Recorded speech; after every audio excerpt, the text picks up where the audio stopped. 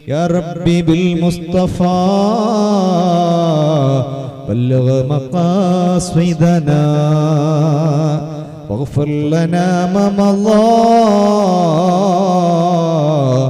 يا واسع الكرم يا واسع الكرم يا واسع الكرم مولاي صل وسلم دائما أبدا على حبيبك خير الخلق كلهم للخلق كلهم اللهم صل وسلم وبارك عليه. പരിശുദ്ധനായ റബ്ബുൽ ഇസ്സത്ത് നമ്മുടെ ഈ കൂടിച്ചേരൽ ഒരു സ്വാലിഹായ അമലായി സ്വീകരിക്കുമാറാവട്ടെ. അള്ളാഹുവിന്റെ റഹ്മത്തിന്റെ മലക്കുകളുടെ തണൽ നൽകി ദുആക്ക് ഉത്തരം കിട്ടുന്ന ഒരു മജ്ലിസായി ഇതിനെ സ്വീകരിക്കുമാറാവട്ടെ. നമ്മുടെ ശാരീരികവും മാനസികവുമായ സർവ്വ അസുഖങ്ങളും നമ്മുടെ കുടുംബങ്ങളുടെയും എല്ലാം അല്ലാഹു ശിഫയാക്കി തരുമാറാവട്ടെ. നമ്മിൽ നിന്ന് മരണപ്പെട്ടവരുടെ ഖബറുകൾ സർവശക്തൻ സ്വർഗ്ഗത്തോപ്പാക്കി മാറ്റുമാറാവട്ടെ. ആമീൻ.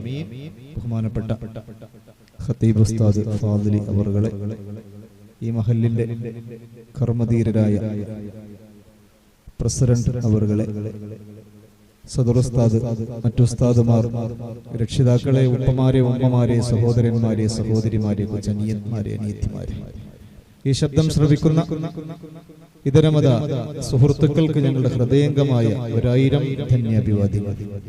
ഈ കഥാപ്രസംഗത്തിൽ നിങ്ങൾക്ക് വേണ്ടി ഗാനം ആലപിക്കുന്നത് മുഹമ്മദ് അലി ടിയൻപുരം, അദ്ദേഹത്തിന്റെ പുത്രൻ ജുമാൻ എന്നിവരാണ്. അള്ളാഹുവിന്റെ അപാരമായ അനുഗ്രഹം കൊണ്ട് 3-ാം ദിവസവും സംഗമിക്കാൻ നമുക്ക് ഭാഗ്യം ലഭിച്ചിരിക്കുന്നു. വീണ്ടും ഒരുമിച്ച് കൂടാനും പരിചയം പുതുക്കാനും അള്ളാഹു തൗഫീക്ക് നൽകുമാറാവട്ടെ. പ്രിയപ്പെട്ടവരെ, 2 ദിവസം നമ്മൾ ബദർ ശുഹദാക്കളെ കുറിച്ചുള്ള ചരിത്ര കഥയാണ് അവതരിപ്പിച്ചത്.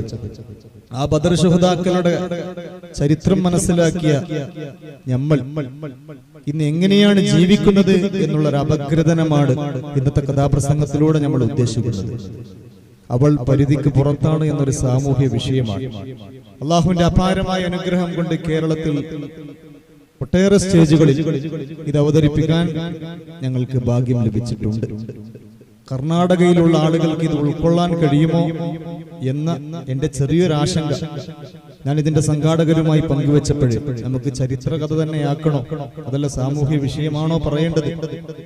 മൊബൈൽ ഫോൺ മൂലം ഉണ്ടാകുന്ന സാമൂഹ്യ തിന്മകൾക്കെതിരെയുള്ള ഒരു ബോധവൽക്കരണമായതുകൊണ്ട് മൊബൈലും വാട്സപ്പും യൂട്യൂബും എല്ലാം ഇവിടെയും വ്യാപകമാണല്ലോ. അതുകൊണ്ട് ഒരു ഉത്ബോധനം ഇവിടെയും ആവാം എന്ന അവരുടെ അഭിപ്രായം മാനിച്ചുകൊണ്ട് ഇൻഷാ അല്ലാഹ് ഞങ്ങൾ ആ വിഷയം അവതരിപ്പിക്കുകയാണ്. എന്താണ് നമ്മുടെ കാലത്തിന്റെ മാറ്റം നിങ്ങൾ മനസ്സിലാക്കണം. മുമ്പൊക്കെ നമ്മുടെ മക്കൾ നേരത്തെ വീട്ടിലെത്തിയാൽ അവർ നല്ല മക്കളാണ് എന്നൊരു ധാരണ നമുക്കുണ്ടായിരുന്നു, അല്ലേ? എന്നാൽ ഇന്ന് നേരത്തെ വീട്ടിലെത്തിയത് കൊണ്ട് മാത്രം അവർ നല്ലവരാണ് എന്ന് പറയാൻ നമുക്ക് കഴിയില്ല. കാരണം അവരുടെ കയ്യിലുള്ള ഈ മൊബൈൽ ഫോണിലൂടെ അരുതാ ലോകങ്ങളിലേക്ക് അവർ പ്രവേശിക്കുമ്പോഴേ, അള്ളാഹു നിഷിദ്ധമാക്കിയ കാര്യങ്ങളിലേക്ക് അവർ ചെല്ലുമ്പോഴേ, വീട്ടിലിന്റെ ഉള്ളിൽ തന്നെ ഹറാമുകൾ പെയ്തിറങ്ങുന്ന ഒരു കാലഘട്ടത്തിലാണ് നമ്മൾ ജീവിച്ചുകൊണ്ടിരിക്കുന്നത്, അല്ലേ? ഈ മൊബൈൽ ഫോൺ അതുകൊണ്ട് ഒരുപാട് ഉപകാരങ്ങളുണ്ട്, ശരി തന്നെയാണ്. എന്നാൽ ആ ഉപകാരങ്ങളിലേറെ ഉപദ്രവങ്ങളുമുണ്ട്. അത് ഉപയോഗിക്കുമ്പോഴുള്ള ഒരു പക്വത, ഒരു ഈമാനികമായ ബോധം മനസ്സിൽ നിന്ന് മായാതെ ഹറാമിലേക്ക് അത് ക്ഷണിക്കുന്ന സമയത്ത് അതിനെ അവോയ്ഡ് ചെയ്യാൻ, അതിനെ അവഗണിക്കാൻ നമുക്ക് സാധിക്കണം. ഹബീബുനാ മുത്ത മുഹമ്മദ് മുസ്തഫ സല്ലല്ലാഹു അലൈഹി വസല്ലം തങ്ങൾ 14 നൂറ്റാണ്ടുകൾക്ക് മുമ്പ് ഒരു കാര്യം പറഞ്ഞു. എന്താ പറഞ്ഞത്? ഒരു കാലം വരാനിരിക്കുന്നു. എന്താണ് ആ കാലത്തിന്റെ പ്രത്യേകത? അന്ന് ഒരാള് ഒരു നുണ, ഒരു കളവ് പറഞ്ഞാൽ നൊടിയിടയിൽ തന്നെ കളവ് 1000ങ്ങളിലേക്ക് 10000ങ്ങളിലേക്ക് പ്രചരിച്ചുകൊണ്ടിരിക്കും. അതിന് ഹബീബ് സല്ലല്ലാഹു അലൈഹി വസല്ലം തങ്ങൾ പ്രയോഗിച്ചത് അറബിയിലെ ഫ എന്ന വാക്കാണ്.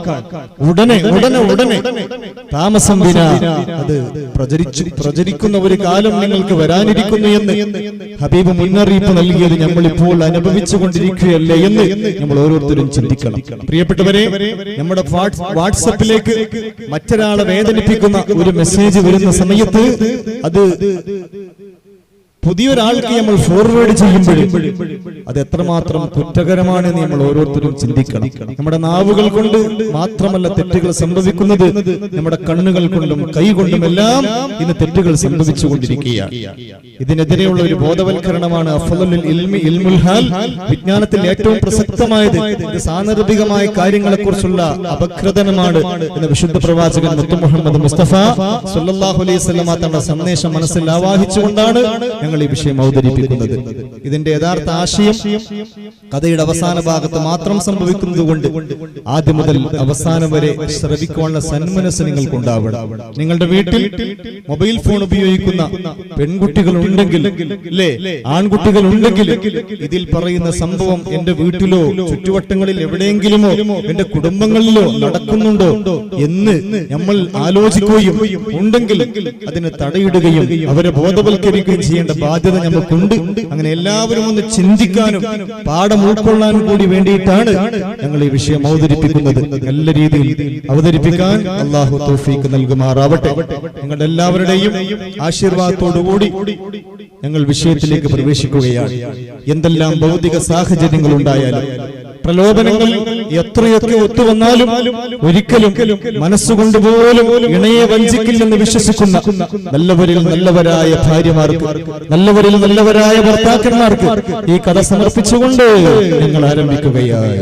ബിസ്മിയും ഹംദും സലാത്തും സലാമുണ്ടേ,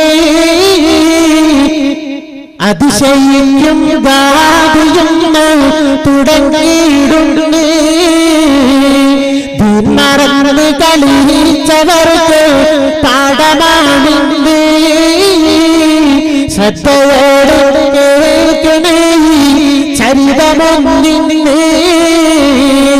ബിസ്മിയും ഹംദും സലാത്തും സലാമോതുന്നേ, അതിശയിക്കും ബാധയും തുടങ്ങിയിടുന്നേ.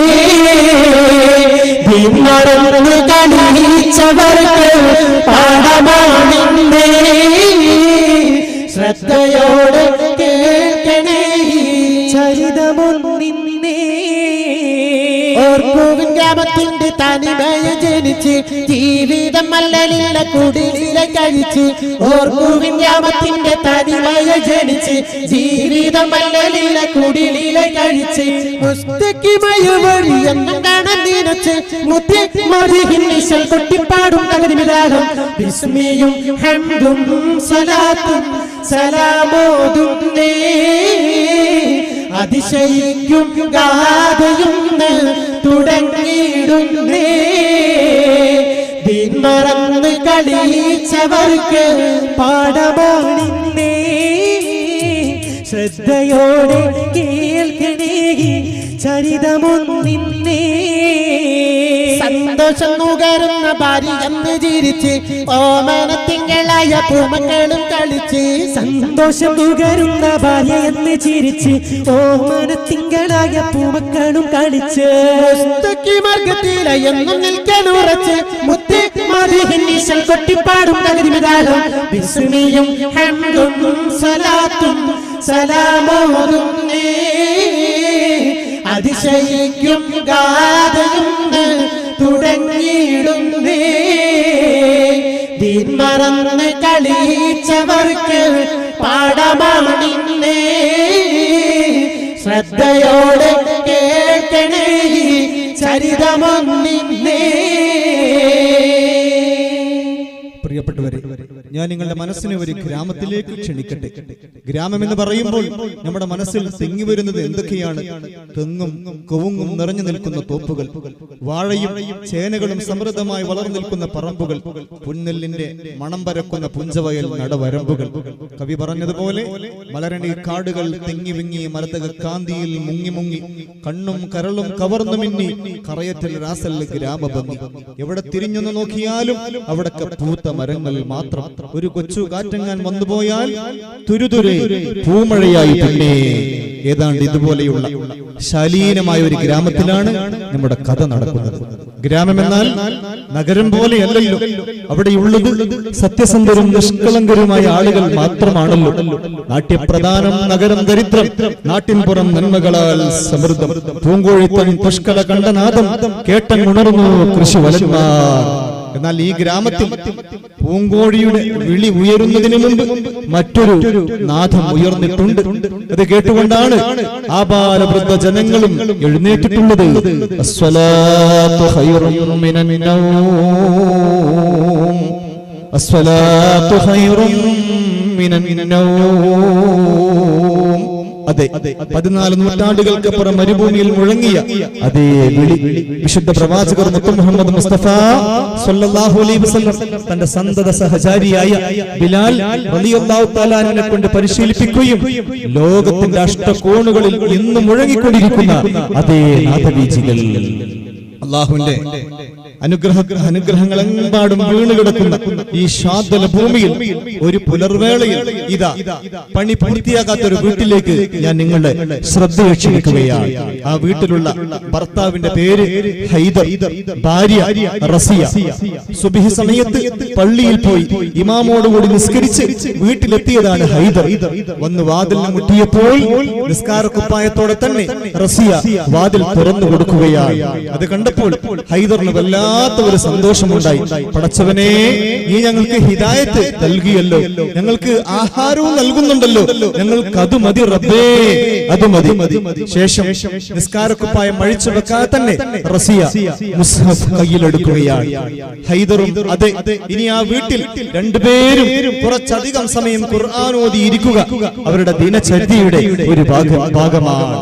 അന്ന് മുസ്ഹഫ് അടച്ചു വെക്കുന്നതിന് മുമ്പ് ഹൈദർ അവസാനമായി ഓതിയ ആയത്ത് ഇങ്ങനെയായിരുന്നു: റബ്ബനാ ഹബ് ലനാ മിൻ അസ്വാജിനാ വദുരിയാതിനാ ഖുർറത അയുനിൻ വജഅൽനാ ലിൽ മുത്തഖീന ഇമാമാ. റബ്ബേ, എന്റെ സഹധർമ്മിണിയിലും കുട്ടികളിലും നീ എനിക്ക് കൺകുളിർമ നൽകണമേ, ഞങ്ങളെ ഭക്തന്മാർക്ക് നീ മാതൃകയാക്കണമേ. ശേഷം മുസ്ഹഫ് അടച്ചു വെച്ച് രണ്ടുപേരും ഗൗരവമുള്ള ഒരു വിഷയത്തിന്റെ ചർച്ചയിലേക്ക് കടക്കുകയാണ്.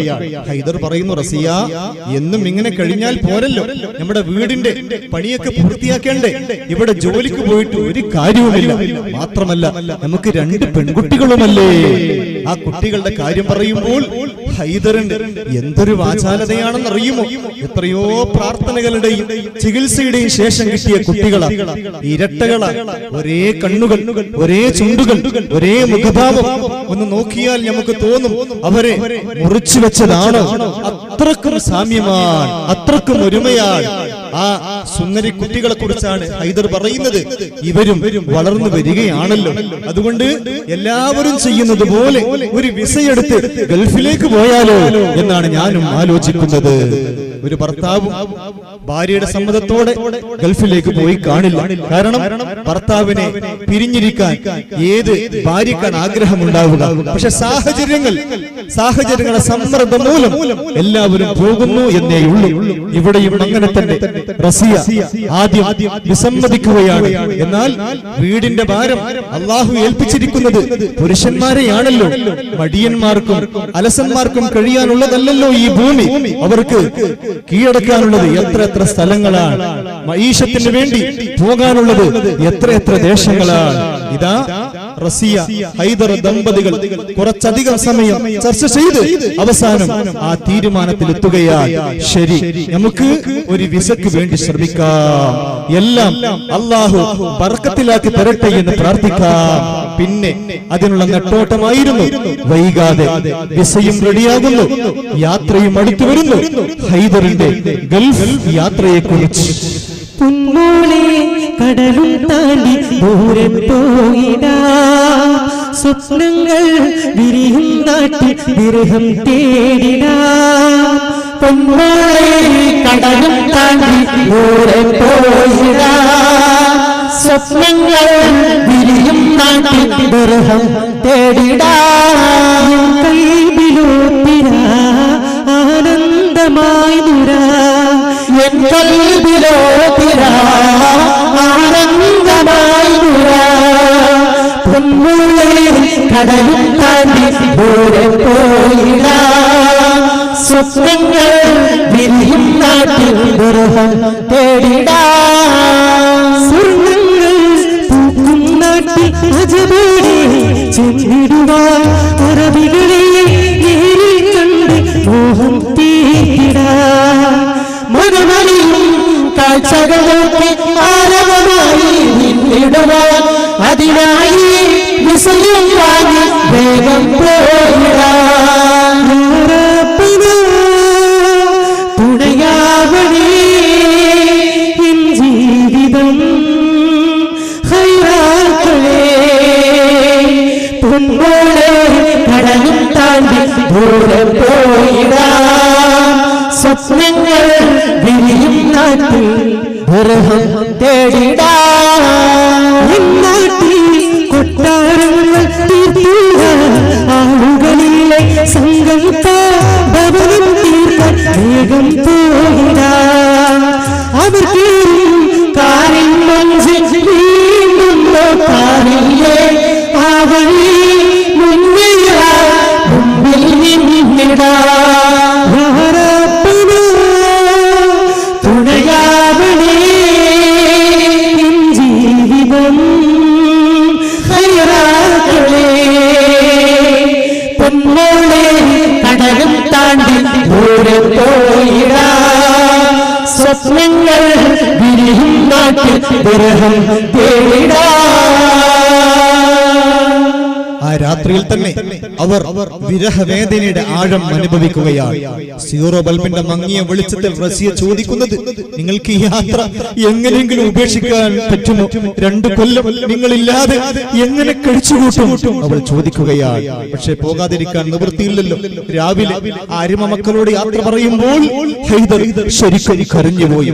എല്ലാം നിയോഗമാണ് എന്ന് മനസ്സിലാക്കി എല്ലാവരോടും സമ്മതം ചോദിച്ച് അവൻ പുറപ്പെടുകയാണ്. എത്തിപ്പെട്ടത് റിയാദിലെ പ്രശസ്തമായ ഒരു കമ്പനിയിൽ ഡ്രൈവറായിട്ടാണ്. ആ കമ്പനിയിൽ സൗദിയിൽ ഒരുപാട് സ്ഥലങ്ങളിൽ നിർമ്മാണ പ്രവർത്തനങ്ങളുള്ള ഒരു കമ്പനിയാണ്. പ്രിയപ്പെട്ടവരെ, അവിടേക്കെല്ലാം സിമന്റ്, കമ്പി, മറ്റു മെറ്റീരിയൽസ് എല്ലാം കൊണ്ടുപോകേണ്ട ചുമതല ഡ്രൈവർമാർക്കാണ്.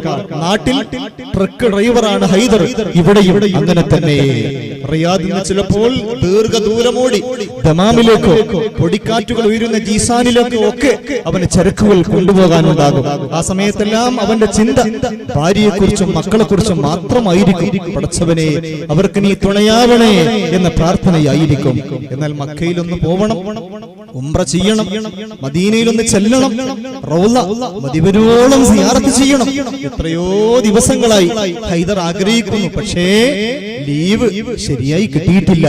മറ്റൊരാളുടെ കൂടെ ജോലി ചെയ്യുമ്പോൾ, മറ്റൊരു കമ്പനിയിൽ ജോലി ചെയ്യുമ്പോൾ നമ്മൾ ഉദ്ദേശിച്ചതുപോലെ ലീവ് കിട്ടില്ലല്ലോ. എങ്കിലും പാകിസ്ഥാനിയായ മാനേജർ പറയുന്നത്, എല്ലാം ഉടനെ റെഡിയാക്കി തരാം ഹൈദർ, എല്ലാം ഉടനെ റെഡിയാക്കി തരാം.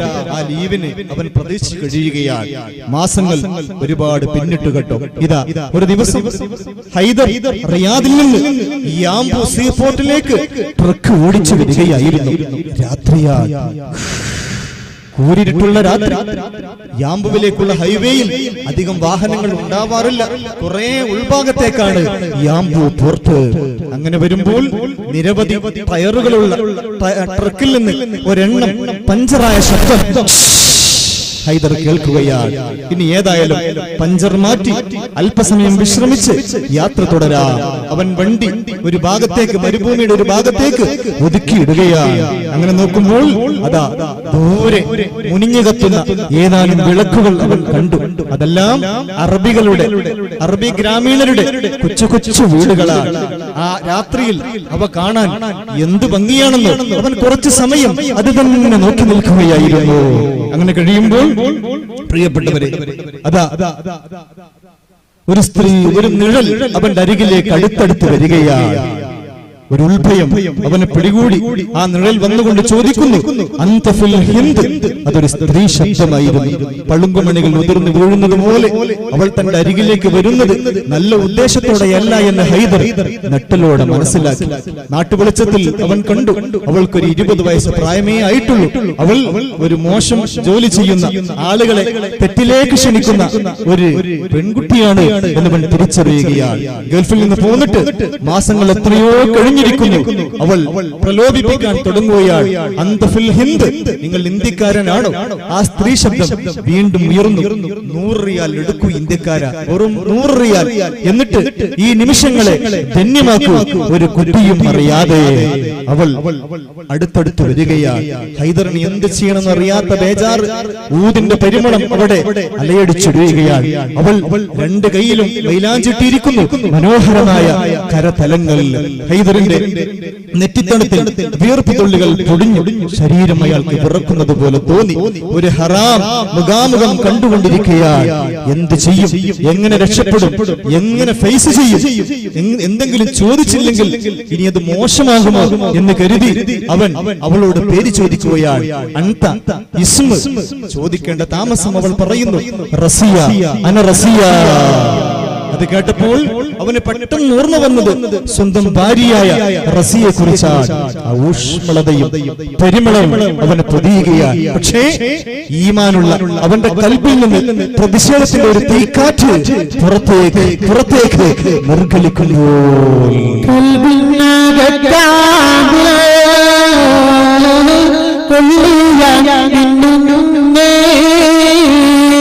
പടപട ശബ്ദത്തിൽ ഉള്ളം പിടയ്ക്കും മുഖഭാവം കണ്ടിട്ട് ബേജാറി കൂടുന്നേ. ഇനി വേണ്ട വിവേകം മനമിൽ നിറയും ശബ്ദത്തിൽ ഉള്ളം പിടയ്ക്കും മുഖഭാവം കണ്ടിട്ട് ബേജാറി കൂടുന്നേ. ഇനി വേണ്ട വിവേകം മനമിൽ നിറയുന്നേ. മരുഭൂമി ചാരനേരം കിന്നാരം പിന്നെയും ഒഴിയുമ്പോ തുച്ഛം പ്രിയാലിന് വിലപേശി നോക്കുമ്പോ കൽപ്പിന്നരക്കാതി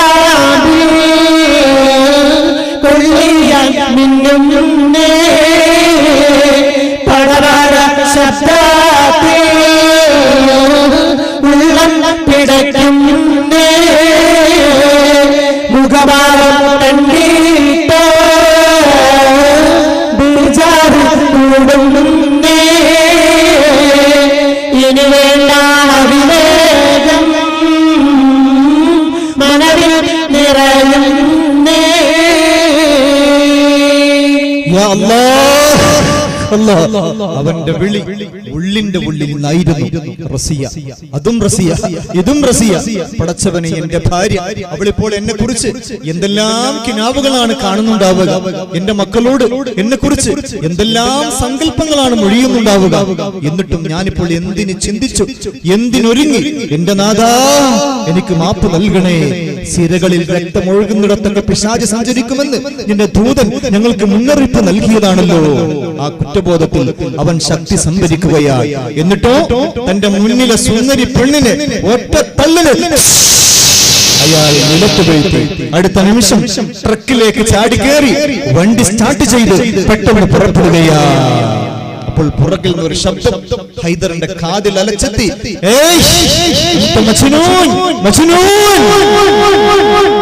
ഭ്രാന്തനാണ്. അവൾ വിളിച്ചു ചോദിക്കുകയാണ്.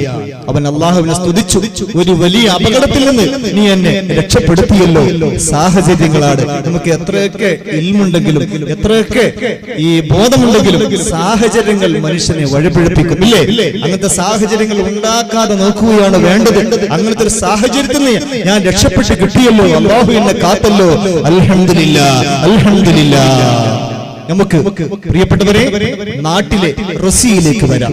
ഇതാ കുട്ടികൾ സ്കൂളിലേക്ക് പോയ സമയം ഒഴിഞ്ഞ നേരം നോക്കി അവൾ കട്ടിലിൽ കിടക്കുകയായിരുന്നു. സമയം രാവിലെ ഒരു 10 മണിയായി കാണും. മേശപ്പുറത്ത് വെച്ച മൊബൈൽ ഫോണിലേക്ക് അവൾ ആർത്തിയോടെ കണ്ണോടിച്ചു. അതെങ്ങാൻ ശബ്ദിക്കുന്നുണ്ട്. ഇന്നലെ രാത്രി എത്രയോ നേരം ഭർത്താവുമായി സല്ലപിച്ചതാണ്. കാർഡ് തീരും വരെ സംസാരിച്ചു. ഒരു സലാം കൊണ്ട് തുടങ്ങുകയും മറ്റൊരു സലാം കൊണ്ട് അവസാനിപ്പിക്കുകയും ചെയ്തു. ഇനിയും ഭർത്താവിന്റെ കോൾ വരുന്ന വ്യാഴാഴ്ച മാത്രമേ അദ്ദേഹം വിശദമായിട്ട് വിളിക്കാറുള്ളൂ. അദ്ദേഹത്തിനെ കാണണമെങ്കിൽ ഇനി എത്ര മാസങ്ങൾ കഴിയണം? 2 കൊല്ലം തികയാൻ ഇനി എത്ര മാസങ്ങൾ കഴിയണം? അവൾ അത് തന്നെ ആലോചിച്ച് കിടക്കുകയാണ്. അപ്പോഴതാ പുറത്താരോ വന്ന് കോളിംഗ് ബെല്ലിന്റെ സ്വിച്ച് അമർത്തിയ ആ റിംഗ് ടോൺ അവൾ കേൾക്കുകയാണ്. അതാരായിരിക്കും വീട്ടിന്റെ പുറത്ത് വന്നത്? എന്തിനായിരിക്കും? ചെന്നു നോക്കാം. ഒരുപക്ഷേ കുട്ടികളുടെ ക്ഷേമം വിവരങ്ങൾ അന്വേഷിക്കാൻ വന്ന ഭർത്താവിന്റെ ഉപ്പയായിരിക്കുമോ? പ്രിയപ്പെട്ടവരെ, അള്ളാഹു എല്ലാ കാര്യങ്ങളും വീക്ഷിക്കുന്നുണ്ട് കേട്ടോ. നിസ്സാരമായ ഒരു കാര്യത്തിൽ നിന്നായിരിക്കാം ഒരു വലിയ ഭാഗ്യം, അതല്ലെങ്കിൽ ഒരു വലിയ ആപത്ത്, ഇനിയും അതല്ലെങ്കിൽ ഒരു വലിയ പരീക്ഷണം അവൻ ഒരുക്കി വെച്ചിട്ടുണ്ടാവുക. അവൻ എല്ലാം അറിയുന്നു. നമ്മൾ 5 നേരം ഫർദ് നിസ്കാരത്തിന്റെ ശേഷം ഓതുന്ന ആയത്തുൽ കുർസി ഉണ്ടല്ലോ, ഹബീബുനാ മുഹമ്മദ് മുസ്തഫ സല്ലല്ലാഹു അലൈഹി വസല്ലം തങ്ങൾ പറയുന്നു, 5 ഫർദ് നിസ്കാരങ്ങളുടെ ശേഷം ആയത്തുൽ കുർസി ഓതൽ പതിവാക്കിയാൽ അവൻ പിന്നെ സ്വർഗത്തിൽ കടക്കാൻ ഒരേ ഒരു കാര്യമേ തടസ്സമുള്ളൂ. എന്താണ് ആ കാര്യം? മരണമാണ്. അള്ളാഹു നമുക്ക് ഈമാനുള്ള മരണം നൽകുമാറാവട്ടെ, സ്വർഗം നൽകുമാറാവട്ടെ.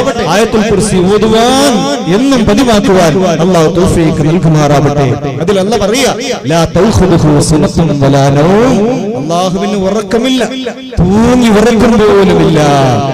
ഒരു പക്ഷിയുടെ ചിറകടിയിൽ പോലും അള്ളാഹുവിന് ഒരു ഉദ്ദേശമുണ്ട് എന്നുള്ളതാണ് സത്യം. പ്രിയപ്പെട്ടവരെ, ഇതാ ഈ കോളിംഗ് ബെല്ല് റിംഗ് ചെയ്ത ശബ്ദം കേട്ട് റസിയ വന്ന് വാതിൽ തുറക്കുകയാണ്.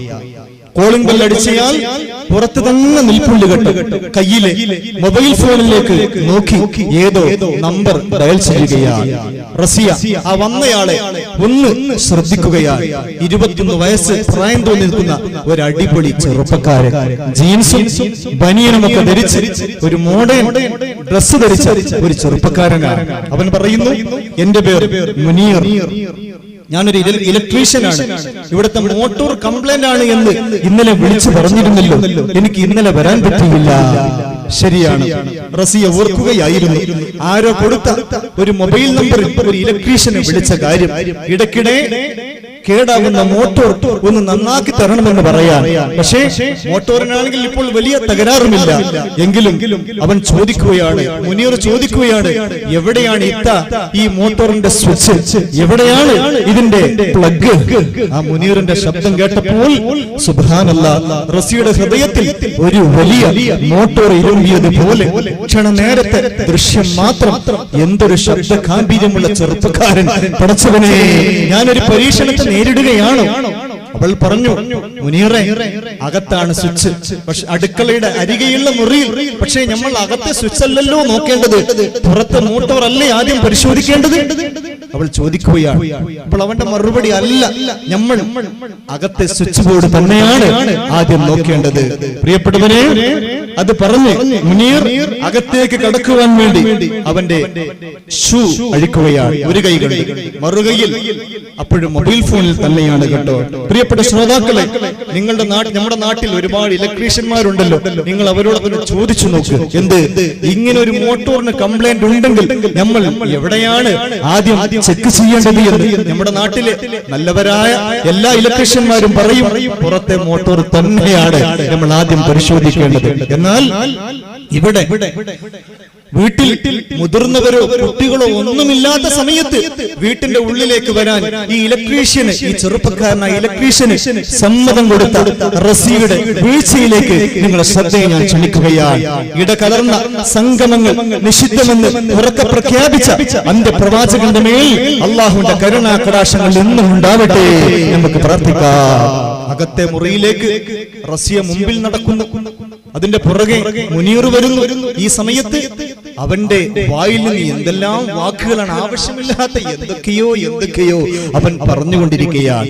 അതല്ലെങ്കിലും അന്യ പുരുഷന്മാരുടെ മുമ്പിലേക്ക് ഇറങ്ങി നിൽക്കാൻ ലജ്ജയുണ്ടായിരുന്നു. ആ പഴയ കാലത്തെ നമ്മുടെ സ്ത്രീകളുണ്ടല്ലോ, അവർക്ക് എന്തൊരു മറയായിരുന്നു, എന്തൊരു ഒതുക്കമായിരുന്നു, എന്തൊരു ഈമാനായിരുന്നു. അങ്ങനത്തെ ഒരു കാലം കഴിഞ്ഞുപോയി എന്ന് പറയാതിരിക്കാൻ നിവൃത്തിയില്ല. ഇതാ സ്വിച്ച് ബോർഡിനരികെ, അടുക്കളയുടെ സ്വിച്ച് ബോർഡിനരികെ നിന്നുകൊണ്ട് മുനീർ ചോദിക്കുകയാണ്, ടെസ്റ്റർ ഉണ്ടോ ഇവിടെ? സ്ക്രൂ ഡ്രൈവർ ഉണ്ടല്ലോ, ഉണ്ടല്ലോ എന്ന് പറഞ്ഞ് റസിയ ആ ഉപകരണം എടുത്തു കൊടുക്കുകയാണ്. എടുത്തു കൊടുക്കുമ്പോഴേക്കും രണ്ടുപേരുടെയും കൈകൾ അറിയാതെ ഒന്ന് ഉരസിപ്പോയി. ഒരു വൈദ്യുതാഘാതം രണ്ടുപേരുടെയും മസ്തിഷ്കത്തിലൂടെ കുടുംബനെ പാഞ്ഞു പോവുകയാണ്. സുഹൃത്തുക്കളെ, ഇവിടെ അരുതാത്തൊന്നും സംഭവിക്കുന്നില്ലല്ലോ എന്ന് നിങ്ങൾ ശങ്കിക്കാം. ഇല്ലേ? ഉണ്ട്. എന്താണത്?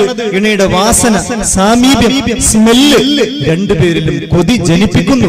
ഇതൊരു പ്രകൃതി നിയമമാണ്. ഒരു അന്യ പുരുഷനും അന്യ സ്ത്രീയും ഒറ്റക്ക് അടുത്ത് നിന്നാൽ ഇങ്ങനെ ചില കുഴപ്പങ്ങളുണ്ടല്ലോ. ഹബീബുനാ മുഹമ്മദ് മുസ്തഫ സ്വല്ലല്ലാഹു അലൈഹി വസല്ലം തങ്ങൾ നമ്മളോട് പറഞ്ഞിട്ടുണ്ടല്ലോ. ഏതായാലും പ്രിയപ്പെട്ടവരെ, കേടുവന്ന മോട്ടോർ അല്പം സമയം കൊണ്ട് മുനീർ നന്നാക്കി കൊടുക്കുകയാണ്. അതിന്റെ കൂലി, പ്രതിഫലവും അവൻ ചോദിച്ചു വാങ്ങുകയാണ്. എന്നാൽ പോകാൻ സമയത്ത് അവൻ റസിയത്തിയോട് പറഞ്ഞൊരു വാക്ക് ഇങ്ങനെയായിരുന്നു, ഇനി എന്തെങ്കിലും തകരാറുണ്ടെങ്കിൽ എന്നെ തന്നെ വിളിക്കണേ, എന്നെ മാത്രം വിളിക്കണേ. സഖിയെ സഖിയെ കഥയും ചൊല്ലാനായി വന്നല്ലോ ദൂതൻ ചാരത്ത്.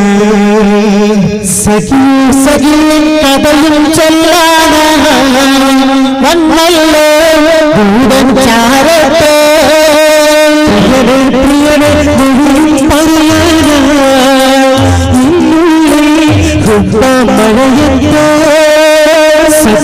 സഖിയെ കഥയും ചൊല്ലാനായി വന്നല്ലോ ദൂതൻ ചാരത്ത്.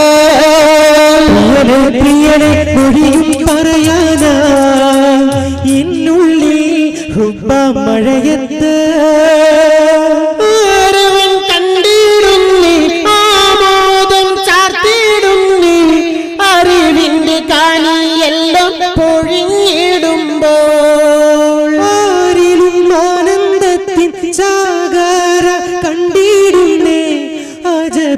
തീരിയെല്ലാം അണഞ്ഞിടുമ്പോ സഖിയെ സഖിയെ കഥയും ചൊല്ലാനായി വന്നല്ലോ ദൂതൻ ചാരത്ത്.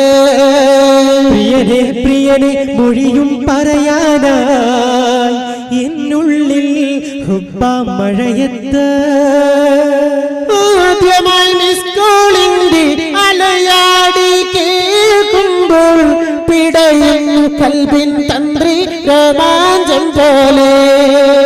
അതിനായി നാളുകളെല്ലാം ഓരോന്നായി എണ്ണിടുമ്പോൾ ഒഴിയുന്നു ഈമാൻ മന്ത്രം സന്താപം പോലെ. സഖിയെ സഖിയെ കഥയും ചൊല്ലാനായി വന്നല്ലോ ദൂതൻ ചാരത്ത്. പ്രിയനെ പ്രിയനെ മൊഴിയും പറയാനായി എന്നുള്ളിൽ ഹുബ്ബ മഴയത്ത്.